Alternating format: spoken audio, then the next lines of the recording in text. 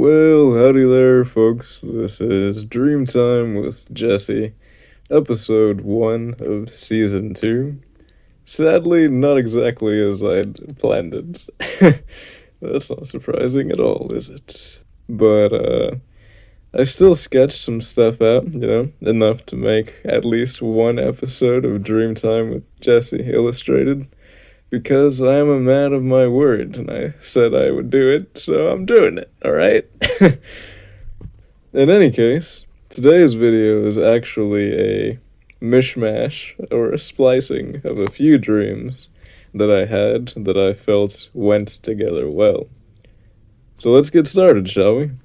Grab yourself a warm drink and sit yourself down somewhere comfortable.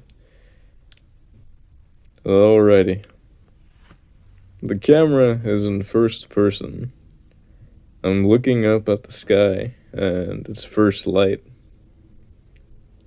The sky is faded blue and orange, and the air is cold and wet, and I can feel it on my skin. I'm laying on the ground in my garden with my legs up on the fence, and my head is practically in the raised bed where I plant my potatoes, otherwise known as the potato hole. And the wood of the raised bed is broken, and there's a bunch of potatoes and dirt spilling out. And I kind of look over to my right, and I see where my mint plant would be, and the little red planter box thing. And then I stand up and I look at the sunrise, and I don't know what the significance of this was, but there was like this really big orb weaver spider in the mulberry tree. And I almost felt like maybe it was going to say something to me, Like, I could feel it looking at me specifically. But it didn't do anything, so I kind of lumber out of the garden and up the steps of the back porch. Then the camera switches to third person, and to see me walk into my house. Now, the inside of my house don't look like the inside of my actual house. So I keep walking through not my house and end up in this like ridiculously bright white room. And in the corner of this room, there's an evil dragon fruit plant. Now, how do I know it's evil, you ask? Well, I can just tell, because I'm awesome. And it soon confirms that by telepathically communicating to me its plans to conquer the world. But frankly, it's a long-winded speech, and I'm not particularly interested, so I just rudely walk out of the room. And even though I went out the same way I came in, instead of ending up back inside not my house, I end up on the front porch of another house, in a place where the sun is in the middle of the sky, and it's hot and dry. It's completely different from where I started. But yeah. So on the walkway in front of me, there's a girl who only speaks Japanese, telling me that we're going to pick up some money from some guy who owes her. And it's pretty funny. I don't even know Japanese that well. I don't even know how I understood that. I only took 1 year of Japanese in American public school and some Duolingo, so you can only imagine my level of proficiency. Anyhow, I get into her car and she drives us to this somewhat dilapidated house, not unlike the ones that you find in my neighborhood. So we go in, and it's dark as fuck, mostly. The only illumination was some of those reddish-purple grow lights, and there's a bunch of plants and mushroom fruiting blocks everywhere. Half of the damn floor is missing, and it has a very earthy smell to it. It kind of reminds me of Magic Man's house from Adventure Time. So, we walk around and come across an office-looking room, There's a desk in it and some white Christmas lights hanging from the ceiling. And on the desk, there's an envelope with the girl's name on it and some seeds. So presumably the envelope has the money she's owed because she picks it up and puts it in her pocket. But then she gives me the seeds, and I kind of look at them, and I don't even know what the hell they are. But I put them in my pocket too. So we walk into another room where the guy who owed her the money is sitting on a couch chained to a jaguar. And he's only wearing pajamas and the collar where the chain is linked. And he asks the girl if she found the money in English. And she responds back in Japanese, and they like to start chatting. And I'm pretty lost because, I don't know what the fuck I just walked into. But then the jaguar kind of yawns and it lays down, and we leave. I guess it was his nap time or some shit. I don't know about you, but I got real brand new cherry flavor vibes from that, which is kind of surprising since I watched that show months ago, and since then it hadn't really crossed my mind for quite some time. It's a pretty good show, though. In any case, we get back into the car, and she doesn't actually tell me where we're going, but we're going for quite some time. And then we end up in front of this old-timey lake house, So she turns the engine off, and she kind of does that slow turn, looks at me, and she tells me that some artsy wombats had invited us to a party.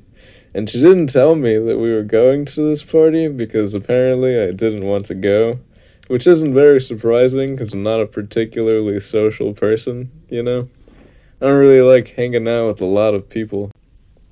But anyway, even though I don't want to go, I don't really have a choice because she already told them I'd be there, and it'd be kind of fucked up to just, not go in and then she go in by herself. What do I look like? Fucking loser? Nah. So I go in, even though I don't want to, and I do that thing. What do they call it? Mingling. Yes, mingling. I mingle with these people for a minute, and they're artsy, real artsy wombats. These are those guys who, in high school, they were already hooked on doing art, and they wanted it to be like their fucking profession and shit. Me, on the other hand, when I was in high school, I just wanted to, fucking grow plants and hook up with some girl and live my life without anybody fucking telling me what to do.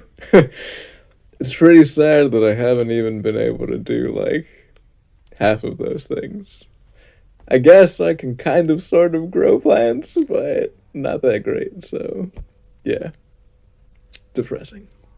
Anyway, totally not having a good time at this party, but the girl has seemingly found her people, she's enjoying herself, pretty much lost me. So yeah, I decide to go outside, and I walk down to this little pier on the lake, and in the real world, I've never put my feet in the water at the lake because the lake is ridiculously dirty. And I don't mean that in a stuck up kind of way. I mean, I'm a real dirty guy myself, But I shit you not, there's fucking chemicals and shit in there that'll actually fuck you up. So yeah. In this dream, I take my boots and socks off and I put my feet into the water, just kind of dangling off of the pier. And I'm just sitting there enjoying my life, the peacefulness of the lake. And, of course, because it's my dream, all of a sudden, a ghost lady comes out of the water, and she's looking real serene and non-threatening. But like I said, it's my dream, so there had to be some kind of violence going on. And, she rushes at me, She pretty much goes right through me, but it's a natural instinct to not want to get hit.